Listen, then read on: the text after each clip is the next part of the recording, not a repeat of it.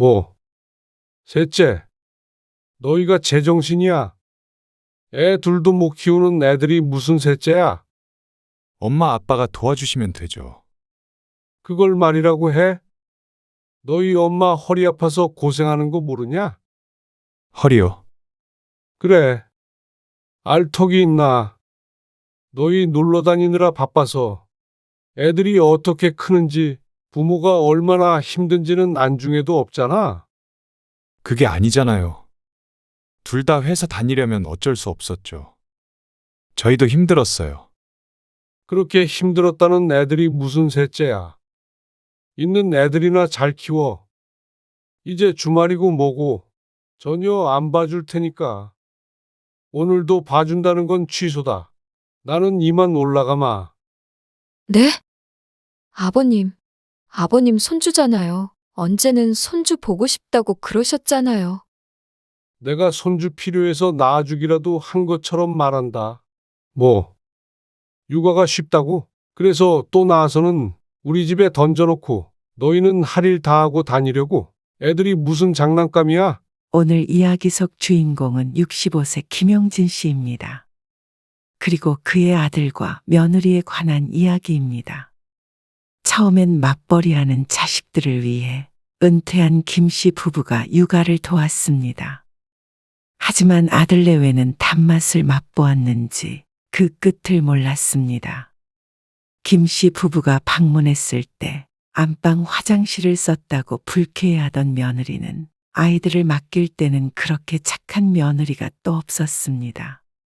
벌써 쌍둥이 손주 둘을 돌봐주느라 늙은 부모 허리가 휘는 것도 모르고 육아가 쉬웠다는 말을 하는 아들 며느리가 기가 찼습니다. 니들 자식은 니들이 키우라고 했으면 됐을 텐데 부모가 뭐고 자식이 뭐라고. 그러면서 애들을 쉽게 키웠으니 하나 더 낳고 싶다는 어처구니 없는 아들네. 어쩌면 같은 아파트에 사는 것부터가 불행의 시작인지도 몰랐습니다. 애초에 가까이 있지 않으면 부탁할 일도 없었을 테니 말이죠. 김 씨 부부에게는 딸 하나, 아들 하나가 있었습니다. 딸이 먼저 결혼을 했는데 김 씨네 집에서 차 타고 20분이 채 안 걸리는 꽤나 가까운 곳에 살았습니다. 아이는 하나를 낳았고 아이가 생긴 뒤에도 여전히 맞벌이를 했습니다. 너 애 키우면서 일까지 하는 거 안 힘들어? 안 힘들겠어? 엄청 힘들지? 그러게, 요즘엔 옛날이랑 달라서 일하면서 애도 키워야 되니까.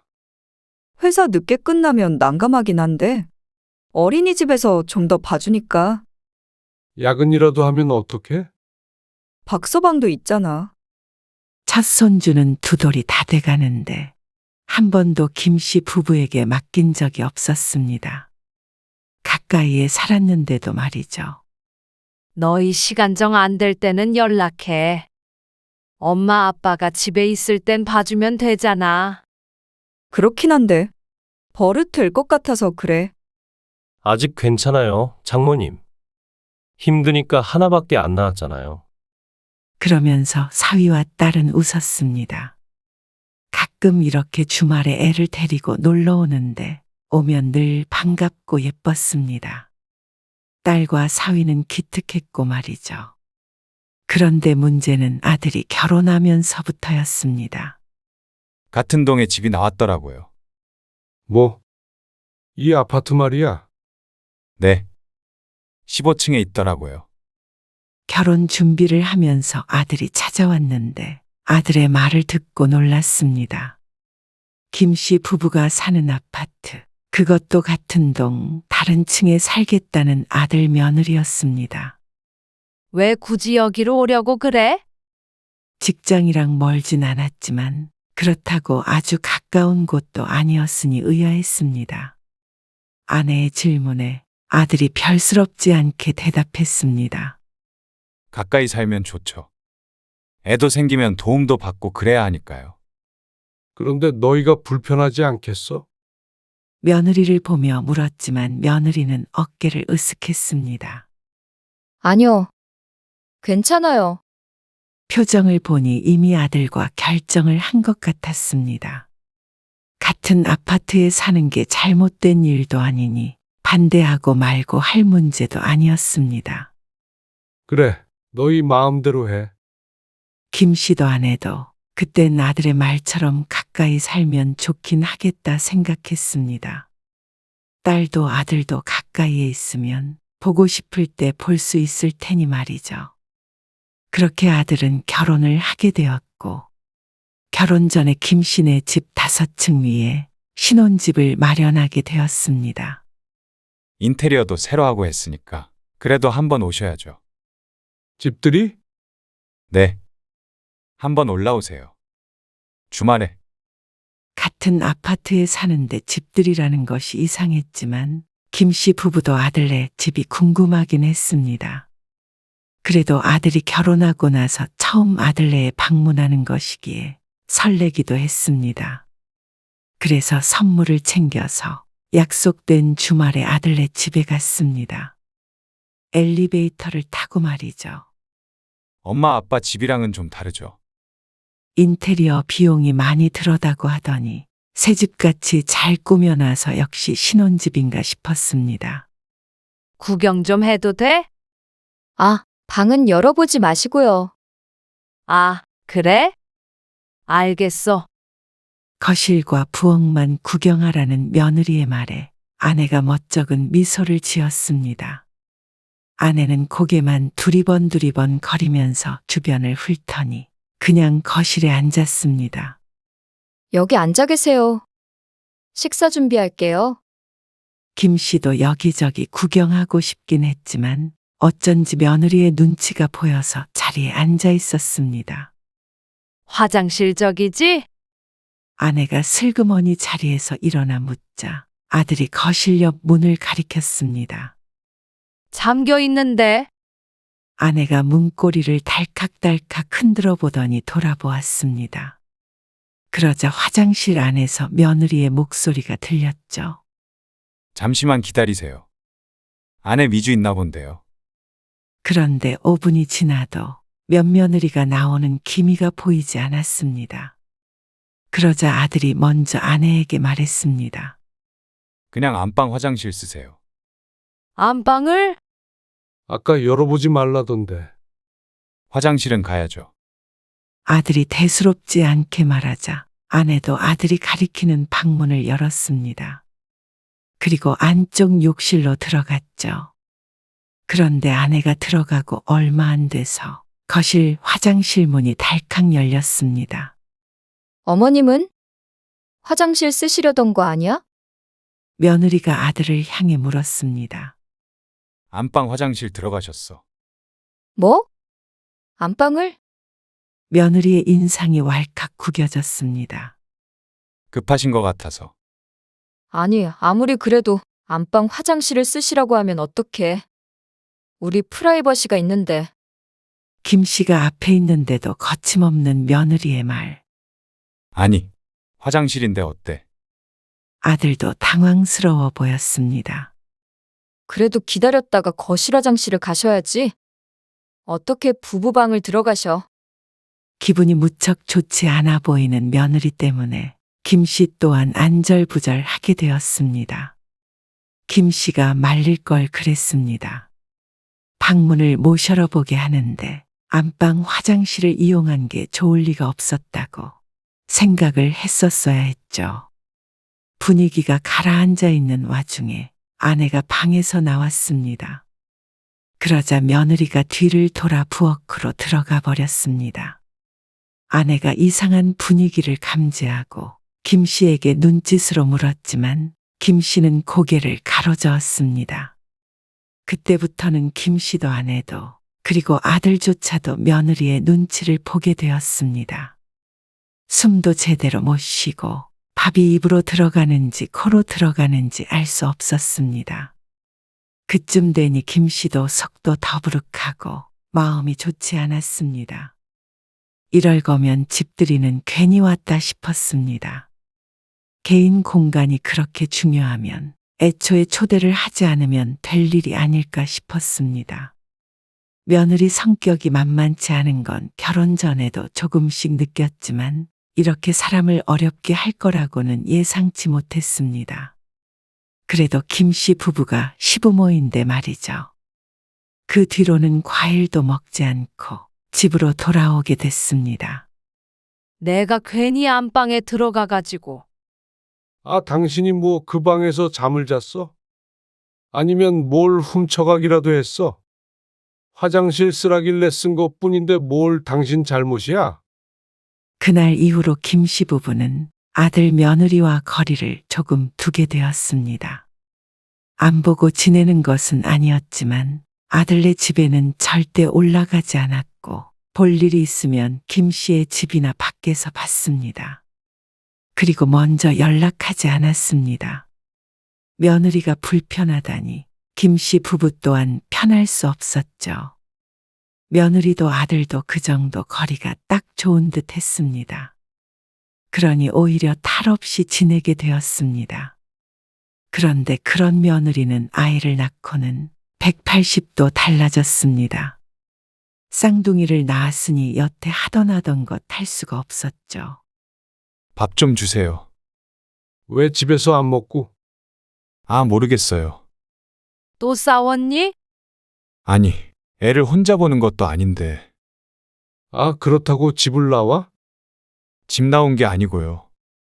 지금 다 자요. 아이를 낳고서 몇 달간은 며느리가 육아휴직을 하고 집에서 애들을 봤습니다. 그런데 둘이 고군분투하며 키우더니 부부싸움이 잦아진 듯 했습니다. 왜 또 그래? 나도 일하고 오면 힘든데. 자꾸 애만 보라고 그러니까 그렇죠. 너도 당연히 같이 봐야지. 종일 애랑 얼마나 힘들겠어.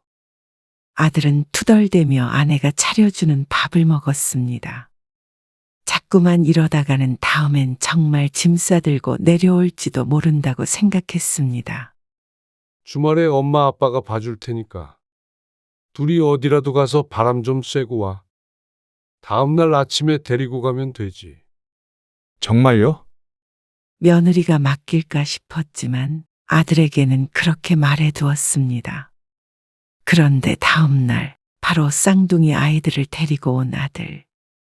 데이트하고 와. 어머님, 아버님. 감사해요. 내일 아침에 일찍 데리러 올게요. 아들은 며느리와 함께였습니다.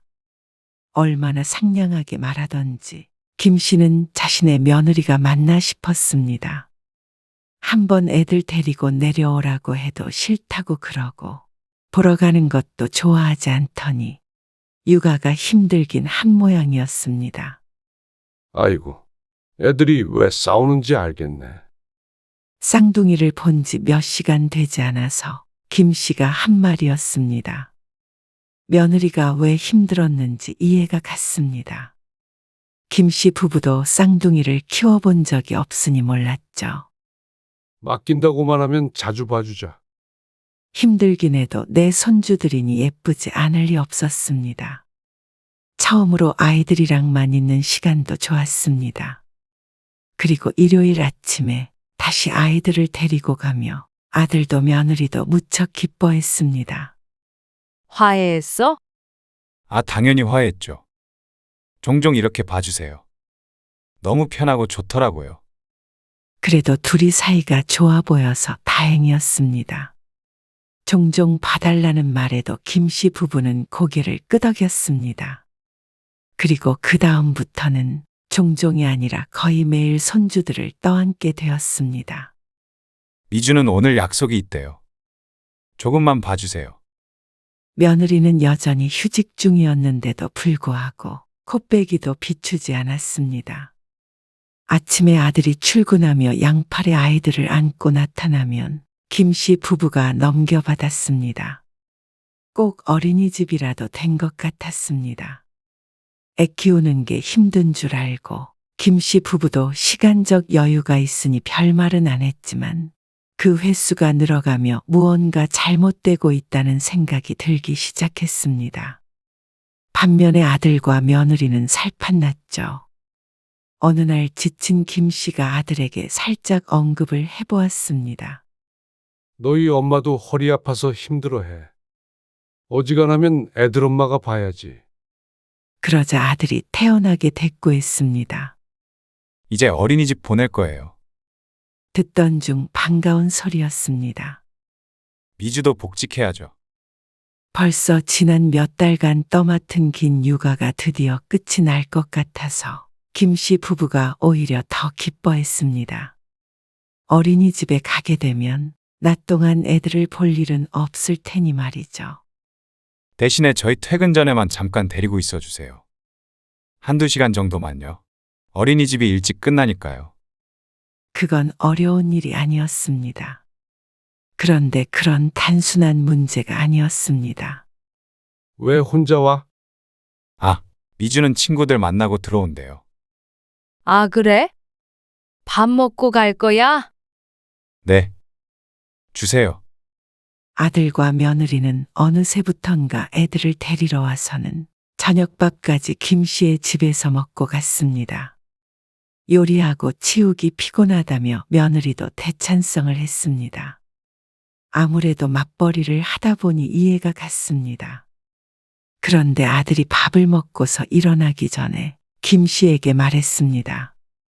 근데 요새 애들이 자다가 밤에 자꾸 울더라고요. 그래? 아직도? 네. 그래서 피곤해 죽겠어요. 둘 다 출근해야 되는데. 아이고, 어쩌냐. 그래서 애들 잠을 여기서 재우면 안 돼요? 아들의 말에 김 씨도 아내도 눈을 동그랗게 떴습니다. 아들은 그렇게 말하고서는 오늘 밤에 애들을 두고 가겠다고 했습니다. 아니, 그러면 어린이집은? 제가 출근하면서 데려다가 맡길게요. 그렇게 되면 평일엔 내내 김 씨의 집에 있는 것이나 마찬가지였습니다. 그러면 너희들은 주말에만 보겠다고? 애들 조금 클 때까지만은 그렇게 해야 될 것 같아요. 일하는데 지장이 있어서요. 김 씨와 아내는 서로 눈을 맞췄습니다.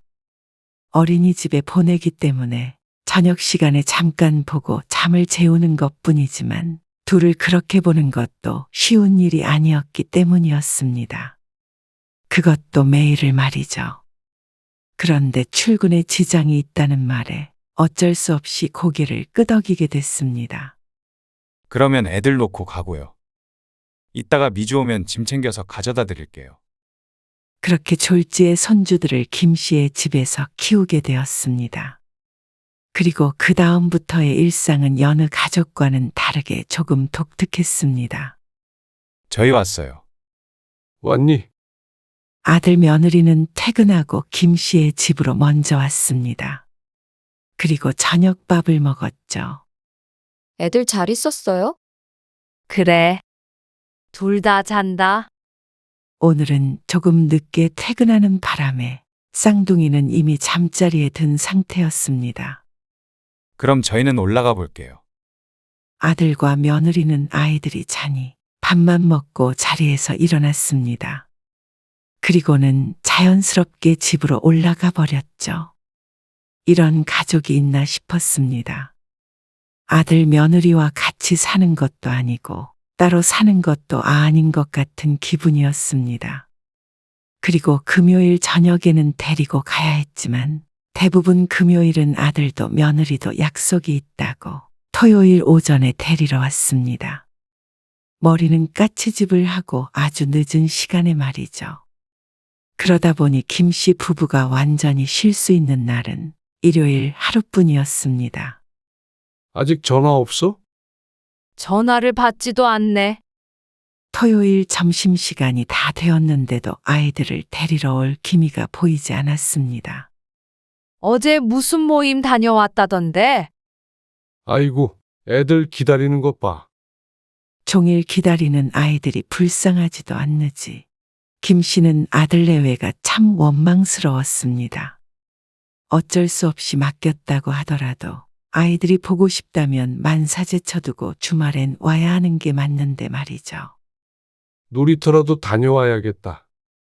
김 씨의 집이라고 놀 것이 많은 것도 아니었습니다. 그리고 김 씨도 집안에서 놀아주기에도 체력이 달렸습니다. 당신은 집에서 밥 차리고 있어. 김 씨가 쌍둥이들을 데리고 놀이터로 나갔습니다. 그러자 더욱 심란해졌습니다. 주말 점심시간 놀이터엔 아이들이 많았는데 대부분이 부모들과 나와서 함께 놀고 있었습니다. 벤치에 앉아 있는 사람들 중에서 김 씨가 가장 나이가 많을 것 같았습니다. 조부모가 애를 봐주는 집안도 많겠지만 아무래도 주말엔 부모가 직접 돌볼 테니 말이죠.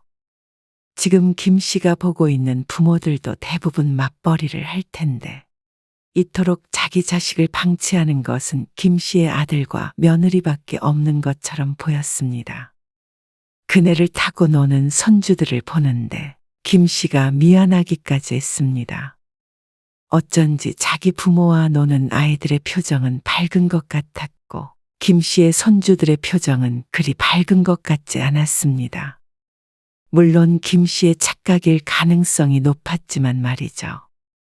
그렇게 1시간가량 밖에서 시간을 보내다가 김 씨가 아이들을 데리고 엘리베이터를 타기 위해 1층에서 기다렸습니다. 띠링 소리가 나고 엘리베이터가 1층에서 멈췄습니다. 그런데 뜻밖의 얼굴이 보였습니다.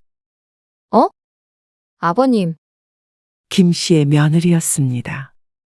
그런데 운동복을 차려입은 상태였습니다. 어디가? 아, 저 필라테스 가요. 뭐? 어디? 운동이요.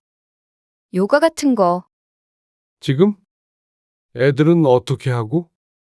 애들 아빠 지금 집에서 자고 있는데 전화 한번 해보세요.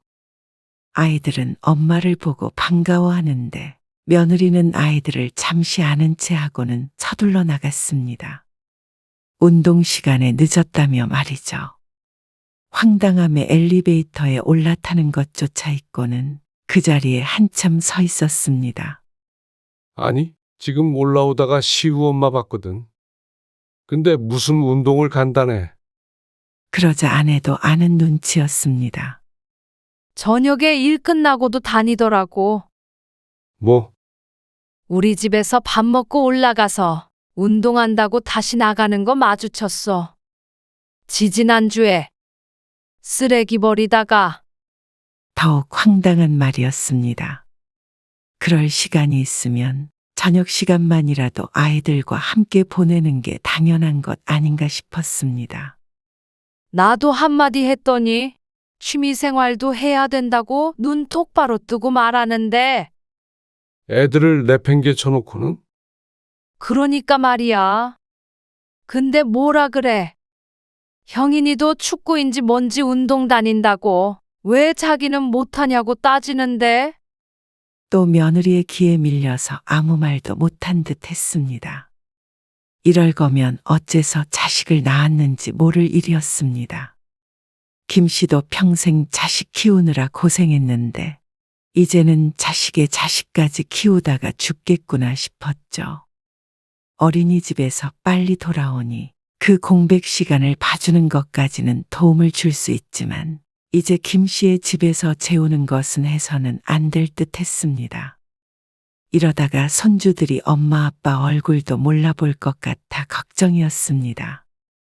물론 아들은 그 말을 듣고는 펄쩍 뛰었습니다. 아니, 한 1년만 더 봐주세요. 애들이랑 같이 자면 진짜 너무 피곤해서 그래요. 힘드시더라도 조금만 더 부탁드려요. 그간 편하긴 한 모양이었습니다. 아니, 퇴근 후에는 좀 같이 시간도 보내고 해. 힘들어도 지지고 볶고 사는 거잖아. 어떻게 애를 계속 남의 손에 키워? 남의 손이라니요. 할머니, 할아버진데. 그 얘기가 아니잖아. 그리고 애들을 여기에 맡겨놓고 너희 운동 다니고 할 게 아니고 말이야. 애들이 너희 얼마나 기다리는데. 아, 이번에 여행도 한번 갔다 오려고 했단 말이에요. 뭐? 여행? 애 낳고 여행도 한번 못 가봤잖아요. 기가 막혀서 한숨만 나왔습니다. 어쩜 그렇게 철이 없냐? 차라리 애들 좀 크고 같이 가던가 해. 꼭 애 키우느라 여행 한 번 못했던 것처럼 말하는 아들 며느리 때문에 기가 찼습니다. 주말에도 종종 맡기고 놀러도 다녔으니 말이죠. 해외여행을 가고 싶다고 하더라도 애들이 이렇게 어린데 좀 참을 수 없나 싶었습니다. 그때부터는 김씨 부부도 퇴근한 아들 내외에게 아이들을 돌려보냈습니다. 1시간이든 2시간이든 함께 부대끼며 지내라고 말이죠. 그러니까 힘들다고 죽는 소리를 했습니다. 남들은 다 그렇게 키워. 네 새끼들이잖아. 그 정도 안 힘들고 어떻게 애 키우냐. 그렇다고 김씨 부부가 육아에서 완전히 해방이 된 건 아니었습니다. 어린이집에서 돌아온 뒤에 1~2시간은 김씨 부부가 보고 밥도 먹였습니다. 그래도 김씨 집에서 재우지 않는 것만 하더라도 많이 발전한 것이라고 생각했습니다. 주말 아침에도 자연스럽게 아들 내외가 아이들을 봤으니 말이죠. 이따가 오후에 애들 좀 봐주세요. 그래. 알았다. 점심 먹고 놀이터 잠깐 들렸다가 데려다 놓을게요. 그래도 주말이 됐을 때는 가끔 봐주기도 했습니다. 김 씨도 손주들이 보고 싶었고 아들 며느리도 숨통을 틔워주기 위해서였죠. 당신이 나가서 데리고 와. 놀이터에 있다며? 그럴까? 김 씨는 점심을 먹고 손주들을 데리러 놀이터로 나갔습니다. 그런데 아들 며느리가 나와서 벤치에 앉아 있었고 그 앞에서 아이들이 놀고 있었습니다. 아들 며느리의 뒷모습을 보며 다가가는데 둘의 말소리가 들렸습니다. 그 소리를 듣고는 황당하기 그지없었죠. 하나 더 낳을까, 우리? 뭐? 셋을 어떻게 키워? 왜 못 키워? 어머님, 아버님 계시는데. 생각했던 것보다 육아 별로 힘들지 않은데. 그건 그런데. 둘이 노는 거 보니까 예쁘잖아. 갓난아기 때도 진짜 예뻤는데. 예쁘긴 하지. 그렇게 말하니까 하나 더 낳아도 좋긴 하겠다. 애들은 금방 크잖아. 그니까 별로 안 힘들지? 어쨌거나 같은 아파트로 이사 오길 잘했네. 어처구니가 없어서 듣고 있었지만 더는 듣고 싶지 않아서 가까이 다가갔습니다. 애가 알아서 쑥쑥 크는 줄 아냐. 그렇게 클 동안 너희는 놀러 다니느라 힘든 줄 몰랐겠지. 아, 아빠. 이제 어린이집 끝나고도 너희가 데리고 가. 퇴근 시간까지 봐주기도 하잖아. 갑자기 왜 그러세요? 뭐? 셋째, 너희가 제정신이야. 애 둘도 못 키우는 애들이 무슨 셋째야? 엄마 아빠가 도와주시면 되죠. 그걸 말이라고 해? 너희 엄마 허리 아파서 고생하는 거 모르냐? 허리요. 그래. 알턱이 있나? 너희 놀러 다니느라 바빠서 애들이 어떻게 크는지 부모가 얼마나 힘든지는 안중에도 없잖아. 그게 아니잖아요. 회사 다니려면 어쩔 수 없었죠. 저희도 힘들었어요. 그렇게 힘들었다는 애들이 무슨 셋째야. 있는 애들이나 잘 키워. 이제 주말이고 뭐고 안 봐줄 테니까. 오늘도 애들은 너희가 알아서 하고 나는 이만 올라가마.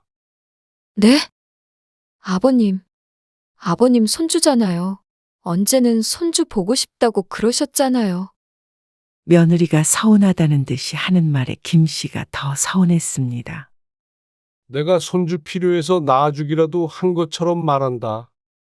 차라리 요즘 사람들처럼 힘드니까 애 안 낳고 살겠다고 하면 오히려 이해할 듯 했습니다.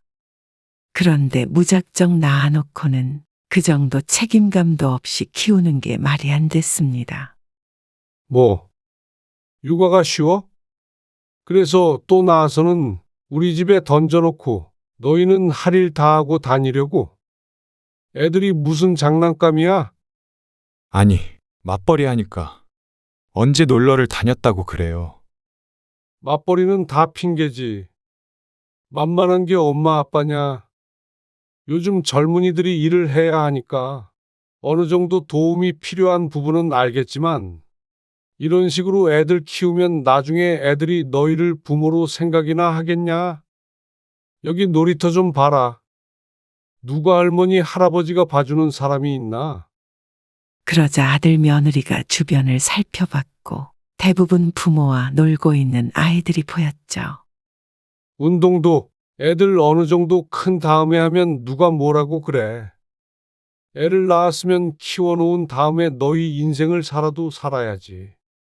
어떻게 희생 없이 애를 키워? 저희가 왜 희생을 안 해요? 내가 봤을 땐 너희 삶은 조금도 희생 안 하고 엄마 아빠 인생만 희생하려고 하는 것 같다. 너희가 직접 키우질 않으니까 얼마나 힘든지 모르고 육아가 쉽다는 말이 나오지. 김 씨의 딸은 한 번도 김 씨에게 애를 맡긴 적이 없었습니다. 어쩜 같은 배에서 나와도 이리도 다를까 싶었습니다. 부모 단물만 쪽 빨아먹으려는 이기적인 자식 때문에 진절머리가 났습니다. 셋째를 낳아서 예쁜 모습만 보고 애 키우는 건 또다시 김 씨 부부에게 맡기려는 것에 양심이 있나 싶었습니다. 아무래도 너희가 애들을 제대로 안 키우는 걸 보면 우리가 너무 가까이 살아서인 것 같다. 좀 떨어져 사는 게 너희한테도 좋을 것 같네. 그러면 저희 보고 이사라도 가라는 말씀이세요? 너희가 안 간다면 우리라도 갈게. 엘리베이터만 타면, 아니 계단만 오르내리면 쉽게 오갈 수 있었습니다. 그러니 언제든지 맡길 수 있어서 책임감이 사라진 것 같았습니다. 혹시라도 셋째를 가질지 안 가질지는 모르겠지만 김 씨도 더 이상 육아를 떠맡고 싶지 않았습니다. 손주들은 예쁘지만 그것과는 별개의 문제였습니다. 이렇게 손주들 키우느라 노후를 보내버리고 싶지도 않았습니다. 당연히 아들은 이사를 가지 않았습니다. 그래서 김 씨는 아내와 상의를 해서 집을 부동산에 내놓았죠. 정말 이사를 가신다고요? 아들이 놀란 듯 물었습니다. 그런데 이사를 못 갈 이유는 전혀 없었습니다. 가지 왜 안 가? 너희가 안 간다니까 우리가 간다. 그리고 반년이 지나지 않아서 김 씨는 정말로 1시간 떨어진 곳으로 이사를 갔습니다. 쉽게 오갈 수 없는 다른 동네로 말이죠. 정말로 갈 줄은 몰랐는지 아들 며느리는 큰 충격을 받은 듯 했습니다. 앞으로는 손주들 봐줄 일은 없을 듯 했습니다. 마음은 쓰리지만 장기적으로 봤을 때는 김 씨 부부를 위해서도 아들 내외를 위해서도 손주들을 위해서도 이게 맞을 듯 했습니다. 김 씨 부부도 아들네 힘든 거 도와줄 생각보다는 이제 자신들의 삶을 더 신경 쓰며 살기로 했습니다.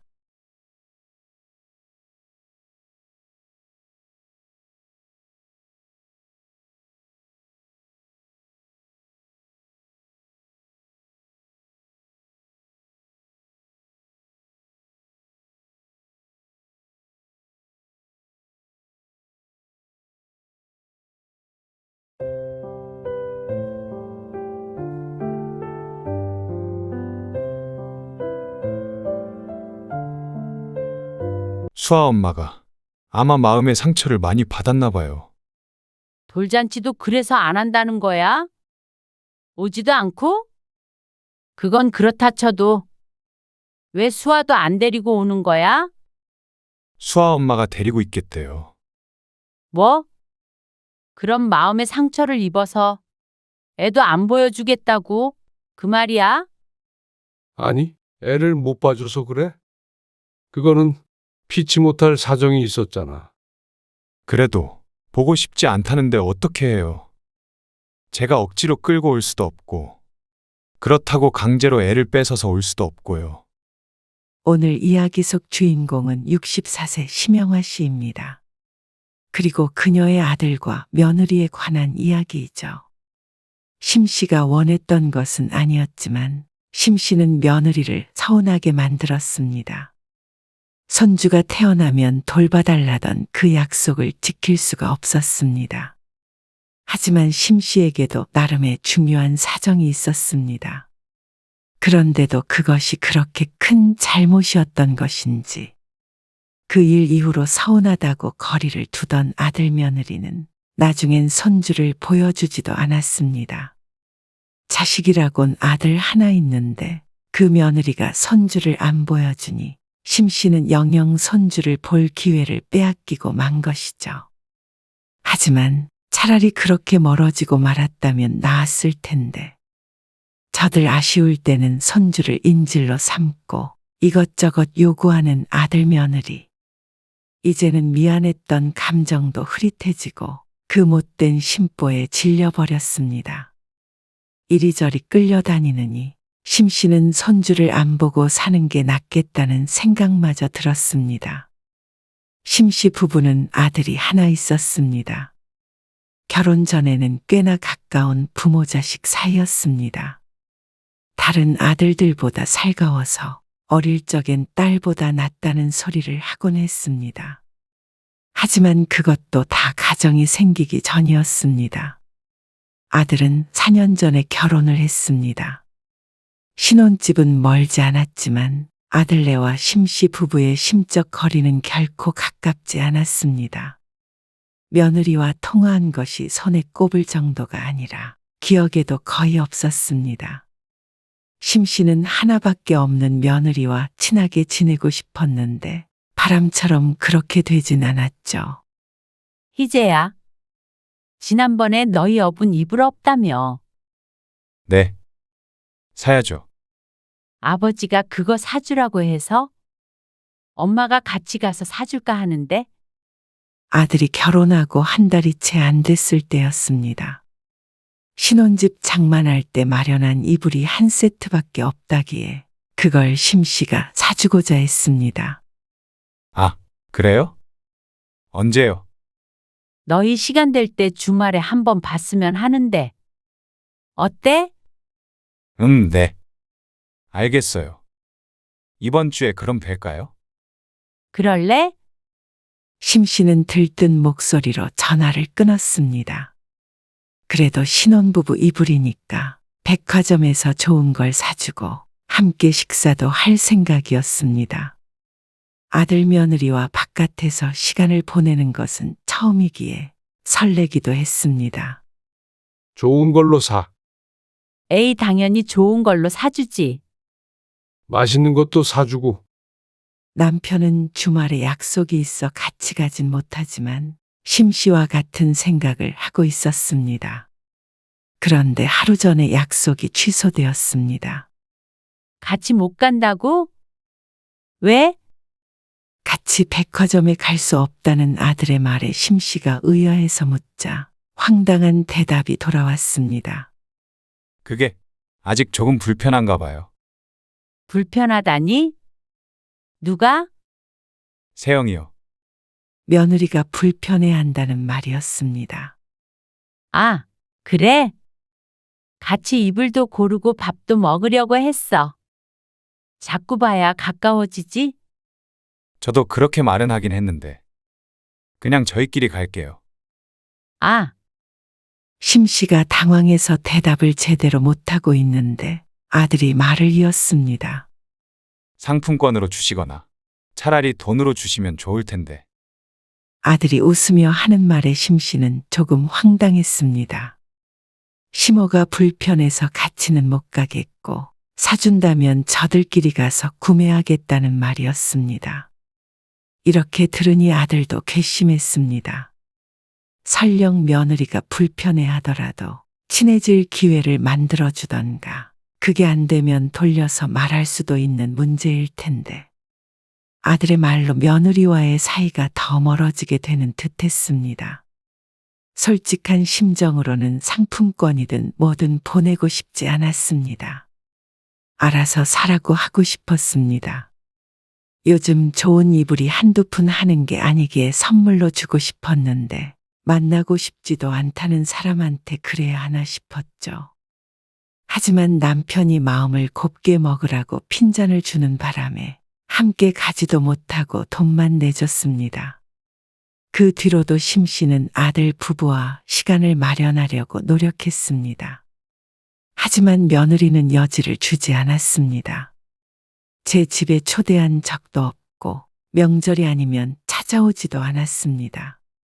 아들을 통해서 연락이라도 한번 할라치면 어찌나 불편해하는지. 휴대폰에 며느리의 전화번호가 저장이 돼 있어도 한 번도 직접 걸어본 적이 없었습니다. 나중엔 아들한테조차 연락이 망설여졌습니다. 그렇게 2년가량은 1년에 두어 번, 명절에나 한 번씩 보며 살았습니다. 그러니 가족이 아니라 남보다도 먼 사이로 남아 있었습니다. 그러던 어느 날 아들네에게서 좋은 소식이 들려왔습니다. 뭐? 애가 생겼다고? 아이고, 축하해. 아들의 전화를 받고 심 씨는 한박웃음을 지었습니다. 심 씨보다도 남편이 더 기뻐했습니다. 펄쩍 뛸 듯이 좋아했죠. 그리고 얼마 뒤에 아들에게서 또다시 연락이 왔습니다. 세영이 애 낳으면요. 금방 다시 복직해야 하거든요. 그래? 그럼 애는 어떻게 해? 그래서 전화드린 거예요. 세영이 복직하면 엄마가 애 좀 봐주실 수 있어요? 생각지 못했던 부탁이었습니다. 며느리가 시집 식구들 불편하다며 거리를 두는 것을 모르는 것이 아니었으니 말이죠. 아무래도 장모님은 멀리 계시니까요. 맞벌이하는 아들네 부부이기 때문에 현실적인 문제가 있었습니다.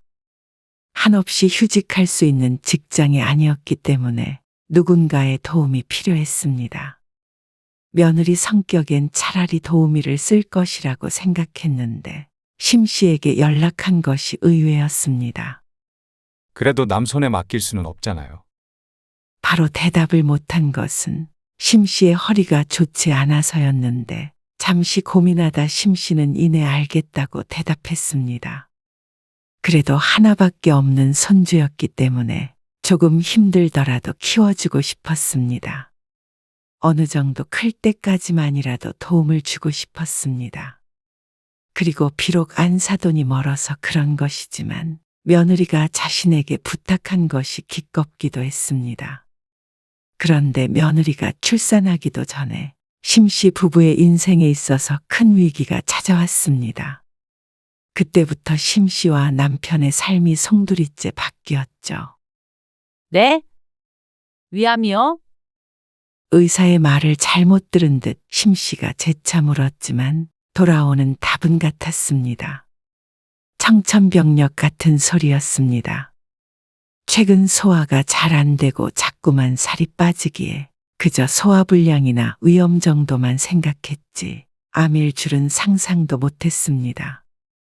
평생 돈만 벌다가 은퇴해서 이제 좀 편히 살아보나 싶었는데 이런 큰 병에 걸리는 게 말이나 되나 싶었습니다. 아직 60대이니 앞으로 살 날이 긴데 말이죠.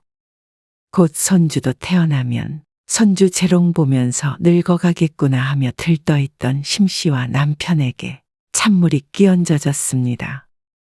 아니, 반대로 불구덩이로 던져진 것인지도 몰랐습니다. 아들도 놀랐는지 며칠간 심 씨의 집에 들락날락했습니다. 수술 받으면 되는 거죠? 위암은 완치율이 높잖아요. 그렇다더라. 걱정하지 마라. 아들에게 애써 밝게 말했지만 누구보다도 무섭고 심란한 것이 심 씨였습니다. 그리고 얼마 뒤 심 씨의 남편은 위절제 수술을 받았습니다. 그런데 불행히도 수술 후 남편은 여전히 괴로웠습니다. 많이 울렁거려? 못 먹겠다. 아침도 안 먹었잖아. 더 먹으면 올라올 것 같아. 남편은 비틀거리며 안방으로 들어갔습니다. 항암을 받아서 그런지 수술 후유증 때문에 그런지 남편은 늘 속이 안 좋아 밥을 제대로 먹지 못했습니다. 심할 때는 식사하다가 구토를 하는 경우도 가끔 있었습니다. 수술은 잘 되었는데 그게 끝이 아닌 듯 했죠. 그러다 보니 늘 기운도 없고 없고 면역도 떨어져서 다른 합병증마저 걸리진 않을까 노심초사했습니다. 그래서 심 씨의 집은 초상집이나 마찬가지였습니다. 희재야, 출산일 얼마 안 남았지. 3주 남았죠. 근데 애기 봐주기로 했던 거, 그거 조금 힘들 것 같아. 아, 어느 날 집에 찾아온 아들에게 말하자 당황스러워했습니다. 네 아버지 때문에 내가 매일 집을 비울 수가 없잖아. 아기를 돌봐주려거든 아침에 나가서 저녁 늦게 돌아와야 하는데 그러면 남편은 거의 방치되는 것이나 마찬가지였습니다.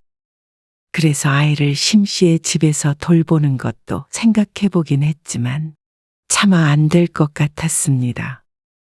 아기도 중요하지만 심 씨의 남편에게는 심 씨의 도움이 절대적으로 필요했으니 말이죠. 사람을 써보거나 해야 할 것 같은데. 어쩌니? 근데 아버지 수술도 잘 됐잖아요. 근데 아버지 상태 알잖아? 아들도 모르지 않게 이렇게 찾아온 것이었겠죠. 아들은 입술을 깨물더니 머릿속이 복잡한 듯 한숨을 쉬었습니다. 그러더니 어쩔 수 없다는 듯 고개를 끄덕이고 돌아갔습니다.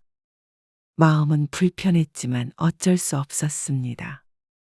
그 뒤로 심 씨는 남편을 데리고 가까운 병원에도 왔다 갔다 하며 추가적인 건강관리도 하며 바쁘게 지냈습니다. 당신이 고생이 많네. 괜히 나 때문에. 무슨 고생. 얼른 나오면 되지. 그리고 몇 주 뒤 며느리는 어여쁜 여자아이를 출산했습니다. 아이고, 너무 예쁘겠네. 남편의 얼굴은 기운 없는 와중에도 모처럼 활기를 띠었습니다. 아들 하나밖에 없었던 집이니 손녀딸이 얼마나 예쁠지 상상만 해도 좋은 것 같았죠. 선물 겸 용돈 좀 보내지. 희재 통해서 진작에 보냈으니까 걱정 마.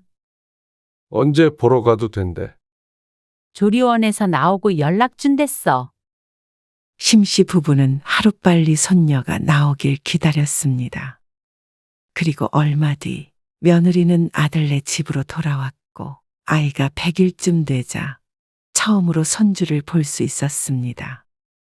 심씨는 남편과 함께 아들네 집으로 갔습니다. 그런데 며느리가 심씨를 보자마자 말했습니다. 어머님, 애기 봐주신다고 약속하셨잖아요. 그 말에 심씨는 아들을 쳐다보았습니다. 이미 아들과 말을 해놓은 상태였는데 며느리가 다시 물어볼 줄은 몰랐습니다. 아, 아버지 건강 때문에 힘들다고. 그때 말했잖아. 아들이 쩔쩔맸고 며느리가 심씨에게 말했습니다. 어머님, 아버님은 수술도 잘 됐잖아요. 항암 받으실 때는 제가 회사 쉴 테니까 평일에만 좀 봐주세요. 돌 될 때까지만이라도요. 며느리와 자주 보는 것이 아니기 때문에 평소엔 이런 부탁을 들을 일도 없었습니다. 그래서 그걸 거절해야 하는 심씨의 마음도 좋지 않았죠. 근데 희재한테 들었는지 모르겠지만 희재 아빠가 항암만이 아니고 후유증 때문에 병원도 다니고 내가 희재 아빠만 두고 다닐 수가 없어. 남편을 앞에 두고 이런 말을 하는 것이 마음이 좋지 않았습니다. 남편이 스스로를 탓할 것 같아서 말이죠. 그래도 분명히 봐주신다고 하셨잖아요. 아버님도 중요하지만 하나밖에 없는 손녀도 중요하죠. 며느리가 슬픈지 억울한지 눈가가 붉어진 채로 따지듯 물었습니다. 하지만 미안한 것은 미안한 것이고 심씨는 어쩔 수 없었습니다.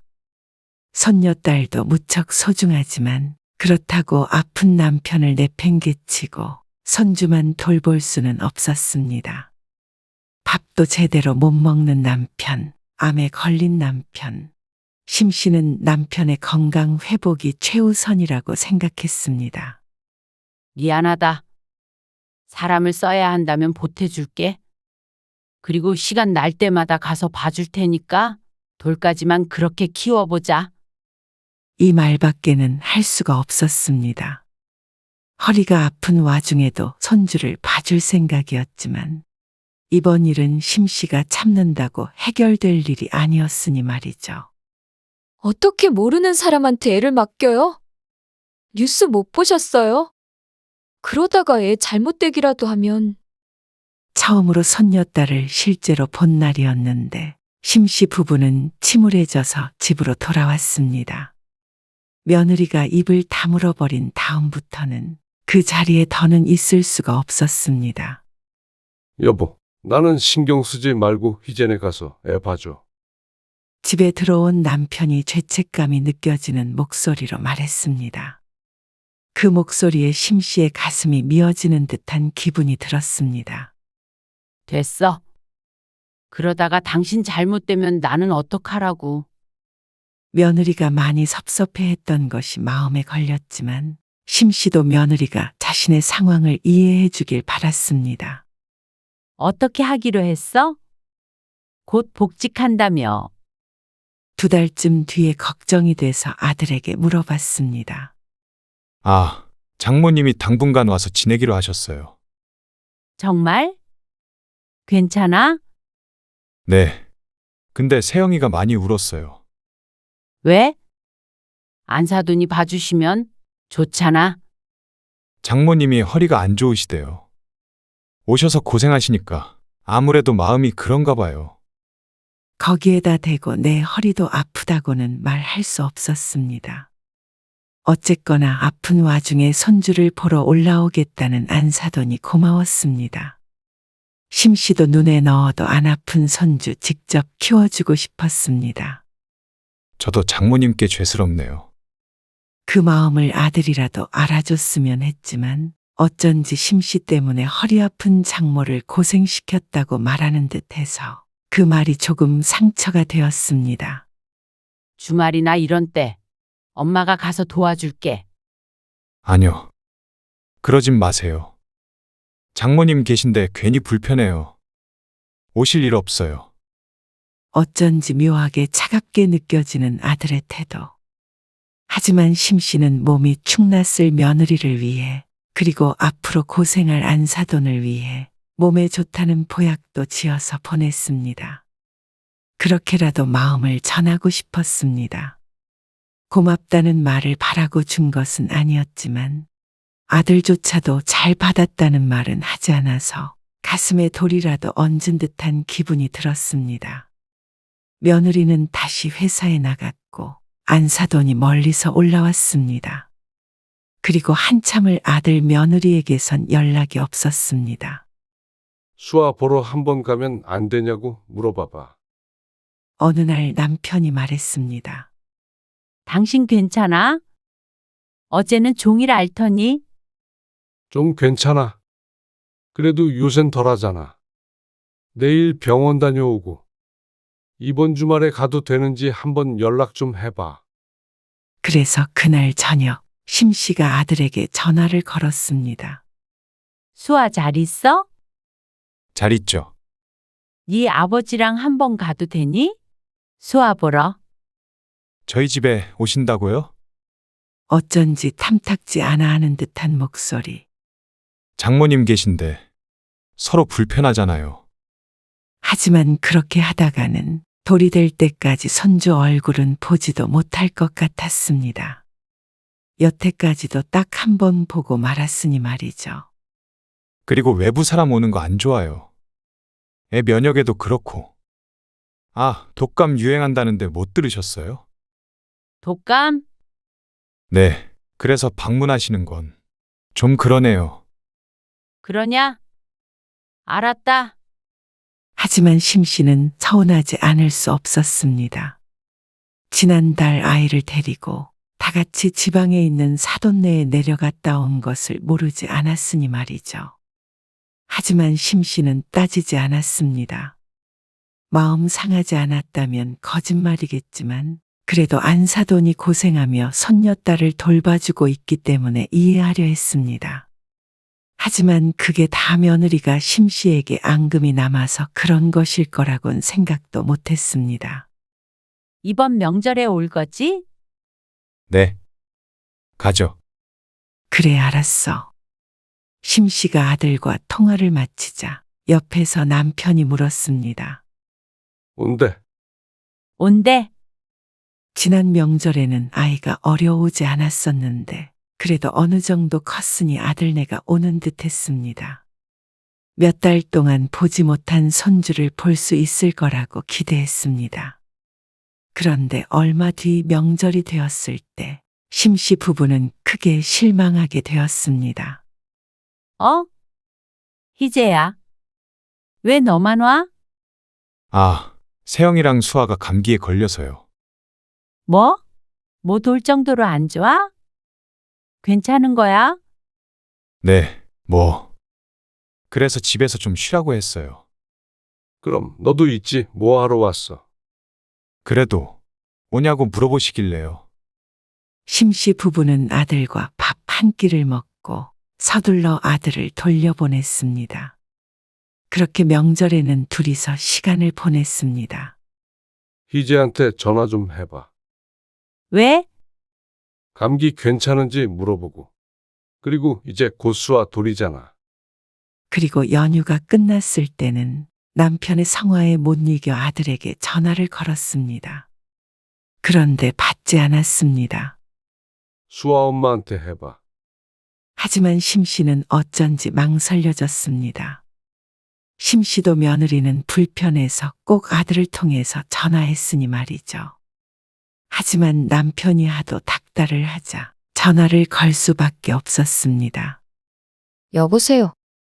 다행히 며느리는 전화를 바로 받았습니다. 몸은 좀 어때? 감기 걸렸다면서? 아, 괜찮아요. 금방 나았는지 목소리는 나쁘지 않아 보였습니다. 희재 아빠가 보약이라도 한 채 지어주라는데? 아, 아니요. 보약 잘 못 먹어서요. 아, 지난번에 지어준 거 다 안 먹었어. 네. 그래? 알았어. 근데 고수와 돌이잖니? 그런데 심씨가 뭐라고 말을 잇기도 전에 며느리의 목소리가 들렸습니다. 아, 돌잔치는 안 할 것 같은데. 근데 앞으로 자세한 건 수아 아빠랑 얘기하시겠어요? 심씨가 당황해서 말을 잃었습니다. 그럼 저는 전화 끊을게요. 서둘러 전화를 끊는 며느리. 옆에서는 무슨 얘기를 나눴냐며 남편이 물었지만 별다르게 해줄 수 있는 말이 없었습니다. 그리고 얼마 뒤에 심씨의 생일에는 또다시 아들만 왔습니다. 그쯤 되자 심씨는 며느리의 태도가 고의적이라는 걸 깨달았습니다. 또 감기 핑계를 댈 수 없었는지 아들도 앞으로는 혼자만 오겠다며 못을 박았습니다. 마음의 상처를 많이 받았나 봐요. 이미 한참 전의 이야기였습니다. 남편이 점점 회복해가며 심씨도 도와주려고 손을 내밀었지만 그 손을 내친 것도 아들 며느리였습니다. 그런데 1년이 지난 지금까지도 이렇게 마음의 문을 닫고 있는 것에 심씨도 억울했습니다. 돌잔치도 그래서 안 한다는 거야? 오지도 않고? 그건 그렇다 쳐도 왜 수아도 안 데리고 오는 거야? 세영이가 데리고 있겠대요. 기가 막혔습니다. 뭐? 그럼 마음의 상처를 입어서 애도 안 보여주겠다고? 그 말이야? 그러자 남편도 놀란 표정을 지었습니다. 아니, 애를 못 봐줘서 그래? 그거는 사정이 있었잖아. 그래도 보고 싶지 않다는데 어떻게 해요? 제가 억지로 끌고 올 수도 없고 애를 뺏어서 올 수도 없고요. 아들이 난감하다는 듯이 이야기를 했지만 결국은 며느리의 말에 따르겠다는 소리였습니다. 엄마가 괜히 그랬던 것도 아니잖아. 그건 너희가 이해를 해줄 수 있는 거 아니야? 그러면 엄마 아빠도 마음 상한 사람도 생각을 해주세요. 아들의 말에 함께 밥을 먹을 기분도 아니어서 그냥 돌려보내버렸습니다. 남편도 오랜만에 소화가 안 된다며 끼니를 걸렀습니다. 그런데 더욱 어이없는 일은 얼마 뒤에 일어났습니다.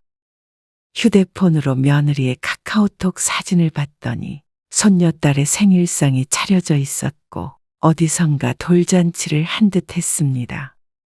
배경이 집이 아닌 것으로 보아서는 누구를 초대했는지는 모르겠지만 저들끼리 한 건 아닌 듯 했습니다. 심씨가 기가 막혀서 며느리에게 전화를 걸었습니다. 그러자 자신도 화가 났는지 한다는 소리가 더 어처구니가 없었습니다. 어머님, 아버님은 손녀딸을 별로 사랑하지 않으시는 것 같아서요. 뭐? 그게 말이 되니? 수아 못 돌봐준 일 때문에 이러는 거야? 그거는 너희 시아버지 건강 때문이었잖아. 아버님 멀쩡하시잖아요. 뭐? 멀쩡히 생활 잘하고 계시잖아요. 저는 어머님이 애 안 봐주셔서 너무 힘들었거든요. 저희 엄마도 그렇고 지금도 허리 아파서 병원 다니세요. 그건 심씨도 마찬가지였습니다. 그리고 남편이 이렇게까지 회복되는 데까지 결코 쉽지 않았습니다. 남몰래 눈물도 많이 훔친 나날들이었습니다. 자세한 사정은 모르기에 이런 소리를 하는지 아니면 알고 싶지도 않은지 며느리는 심씨의 가슴에 대못을 박았습니다. 애 구경은 하러 오실 수 있고 돌봐줄 수는 없으셨던 거죠? 종종 가서 봐주겠다고 했는데 싫다고 한 건 너잖아.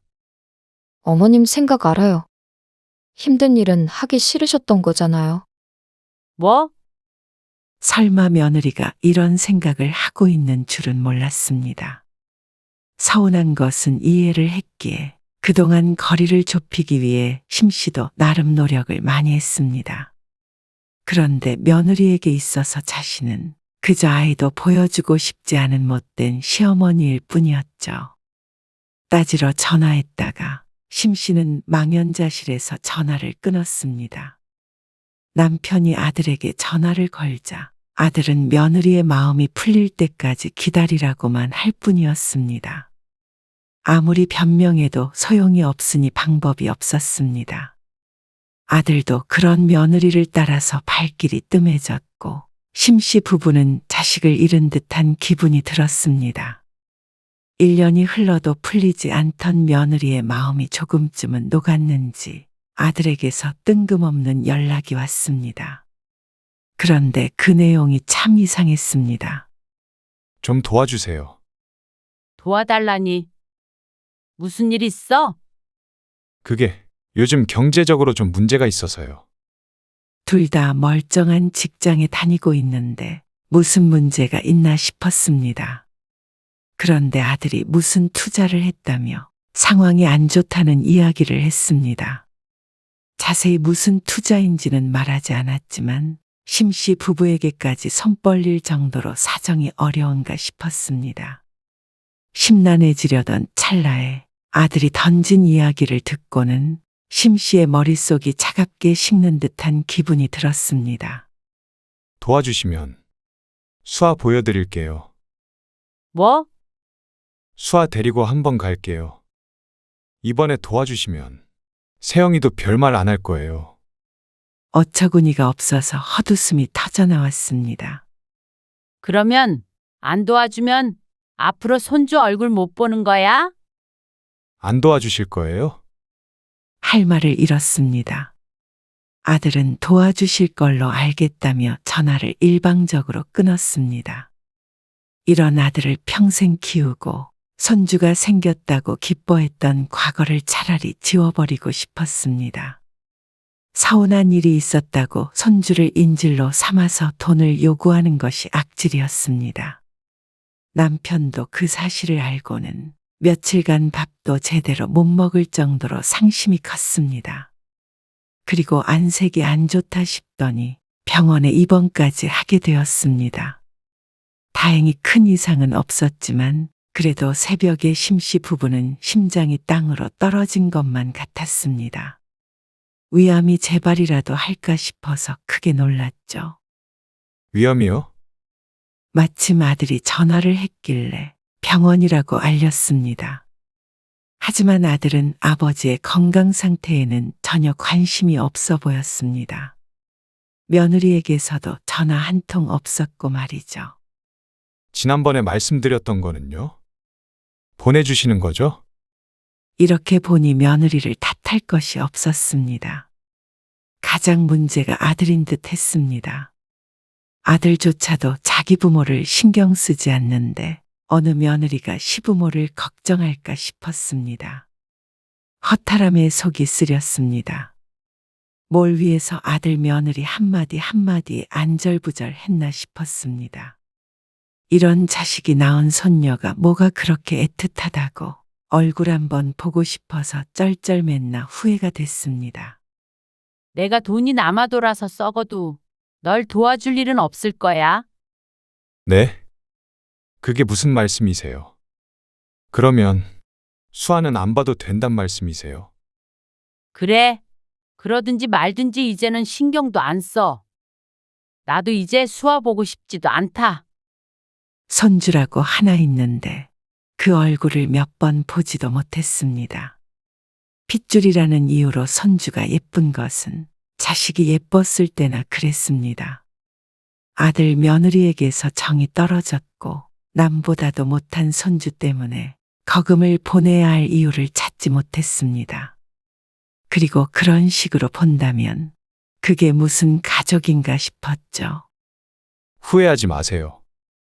그래. 부디 너도 후회하지 말아라. 심 씨는 매몰차게 전화를 끊어버렸습니다. 차라리 잘 됐는지도 몰랐습니다. 사실 심 씨는 마음속으로 진작에 포기를 하고 있었습니다. 세상 천지의 애를 가지고 부모를 협박하는 자식이 어디 있나 생각하면 아들 없이 사는 게 더 나았습니다. 그런 괘씸한 불효자식을 신경 쓰느니 그 시간에 남편 건강을 한 번 더 돌보아야 했습니다. 결국엔 곁에 남는 것은 자식이 아닌 듯 했으니 말이죠. 아들은 심 씨의 거절에 화가 난 듯 얼마간 연락이 없었습니다. 하지만 이제 아쉬운 것은 심 씨 부부가 아니었습니다. 자식과 손주는 안 보면 그만이었습니다. 몇 년간 피눈물 흘려가며 정을 뗐으니 심 씨에게는 오히려 쉬운 일이었습니다. 이번엔 아들이 쩔쩔매야 했습니다. 정말 이대로 연 끊으실 거예요? 그래. 모르는 사람처럼 지내고 싶으니까 앞으로는 이렇게 전화하지 말아라. 아니, 우리 장례식에도 오지 말아라. 엄마, 무슨 말을 그렇게 매정하게 하세요? 매정? 너 같은 아들 없다. 아들의 말대로 매정하게 말하곤 전화를 끊어버렸습니다. 머리도 가슴도 지끈거렸지만 한편으로는 후련했습니다. 남은 인생 우리 건강만 생각하며 살기에도 힘들었습니다. 자식 눈치 보고 뒷바라지 하느라 시간 쓰고 만병의 근원인 스트레스까지 받고 싶지 않았습니다. 그동안 받았던 것으로 충분했습니다. 더 자식 생각했다가는 남편뿐만이 아니라 심 씨도 큰 병에 걸릴까 무서웠습니다. 어쩌면 아들에게 했던 말처럼 자식 없이 사는 삶이 더 행복할 수도 있겠구나 싶었습니다. 그래서 아들의 전화번호도 며느리의 전화번호도 차단해버렸습니다. 그리고 이미 마음 떠난 자식은 더 이상 사랑하지 않기로 다짐했습니다.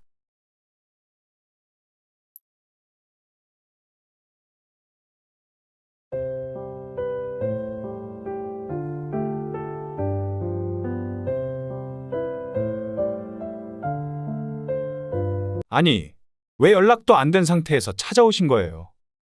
그게 아니고 어차피 점심에 가기로 했으니까 늦을까봐 먼저 출발한 거야.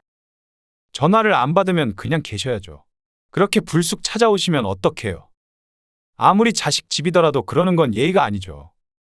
이번 일은 저를 탓하실 게 아니고요. 사생활은 지키며 살죠. 됐어요. 사업자금 안 주셔도 돼요. 대출 받으면 돼요. 그 집으로 대출을 받겠다는 말이야.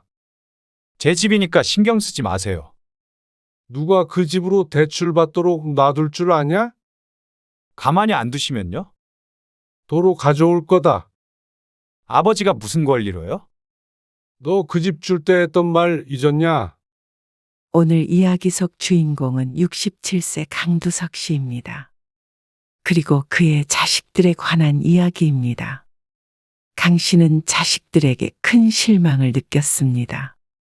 결혼 전에는 그래도 내 품 안에 있는 자식이라 몰랐지만 자식 둘이 결혼을 하고 나니 이토록 이기적으로 변할 수 있다는 사실을 뒤늦게 깨달았습니다. 결혼할 때는 평생 효도할 것처럼 맹세하며 경제적인 지원을 받아가더니 시간이 흐르자 그런 약속도 이미 잊은 듯 했습니다.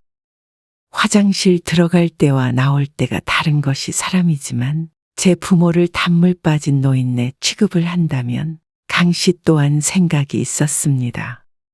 아들, 딸들은 잊은 것 같지만 집을 사주며 내걸었던 조건이 있었으니 말이죠. 그래서 강 씨는 아들에게 주었던 것을 도로 뺏어올 작정이었습니다. 설령 자식이 빈털터리가 되더라도 말이죠.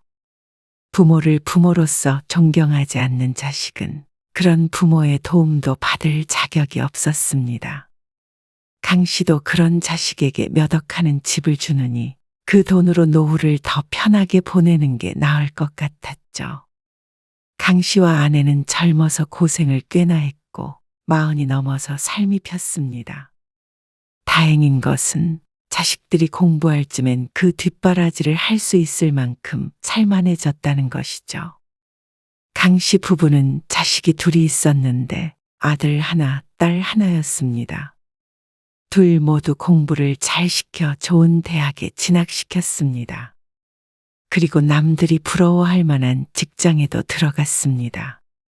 그래서였을까요? 고생은 모르고 큰 아들, 딸은 인생이 너무 쉬워서였는지 어쨌는지 부모에게 받는 것이 너무나도 당연한 듯 했습니다. 함께 살 때는 몰랐지만 아들을 결혼시키면서 강 씨와 아내는 크게 놀라게 되었습니다. 저 결혼하려고 해요.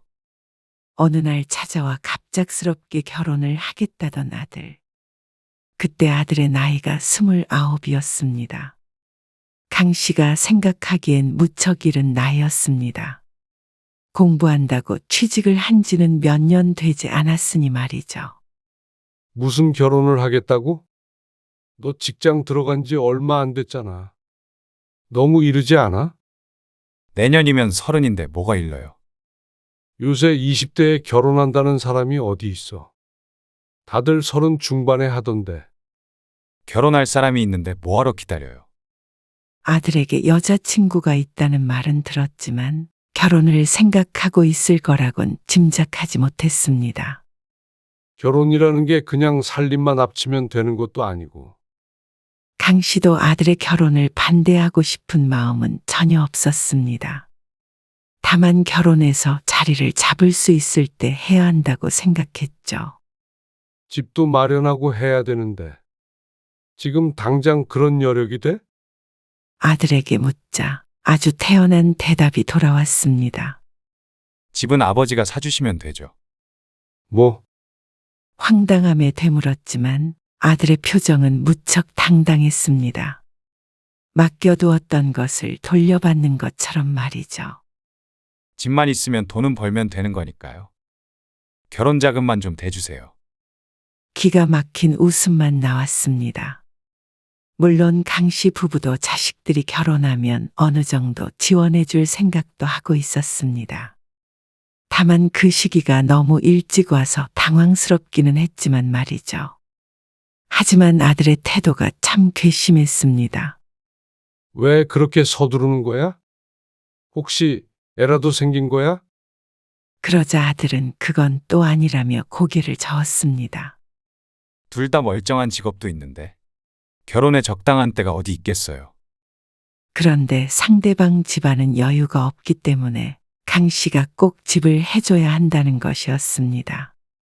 집을 사주는 것이 문제가 아니라 그 정신 상태가 참 황당했습니다.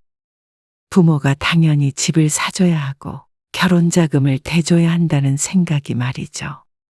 능력이 안 되면 천천히 돈을 모아서 할 생각도 해야 하는데 무조건 지금 결혼을 한다며 우기는 것이 어이가 없었습니다. 어차피 제가 아들인데 결혼하면 집은 해주셔야 하는 거잖아요. 그걸 조금 빨리 달라는 건데 뭐가 문제예요?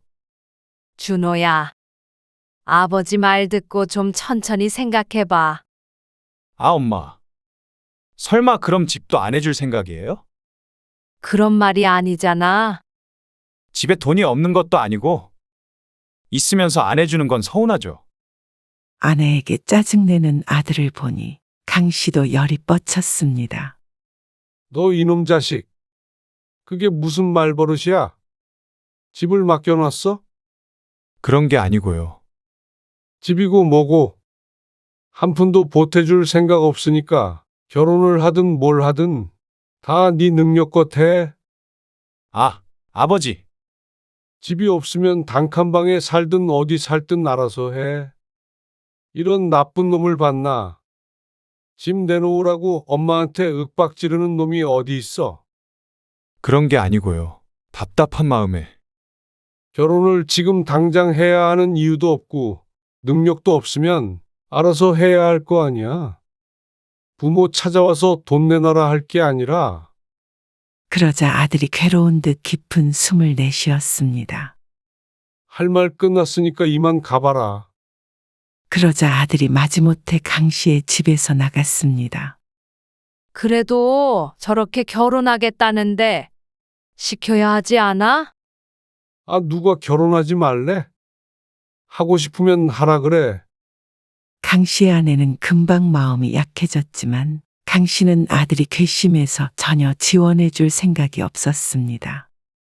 그런데 며칠 뒤 아내에게서 깜짝 놀랄 만한 말을 듣게 되었습니다. 애가 생겼대. 뭐? 아니라며? 당신이 화낼까봐 말을 못했다고 그러네. 강 씨는 골치가 아파서 머리를 쥐었습니다.